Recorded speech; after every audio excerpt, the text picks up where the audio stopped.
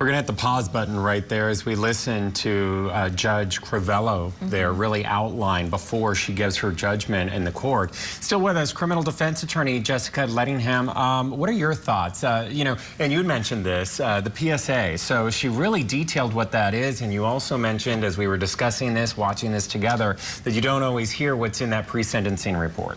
Yes, as you have mentioned, she is extremely thorough as she read through everything, and now she's even discussing the letters. I really love what she said because the judge is 100% right. There's no justice because the only justice is that your daughter would come back. So no matter how many years or whether it's life without parole, they're never going to be happy with this. I think we saw what we discussed earlier, which is he needed to say, yes, I did it. You were spot on about that.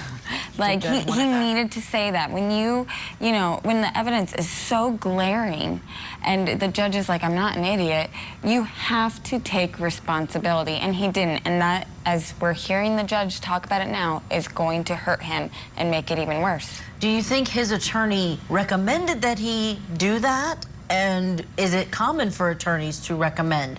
I know you said you do that with your clients in most situations, but do you think that he got the advice of you need to sound remorseful and not just in the way that he did, where he's like, I'm sorry for your loss, distancing himself? I do. I was looking at the attorney's face, and it looked as if he went, you know, he kind of made like a wince towards it. So I really believe that he wanted his client to take responsibility and be, yes, I can get better, I can be rehabilitated. And everything he just said, talking about how he hopes they find the real killer, that really, the judge is not an idiot. She's not going to buy that.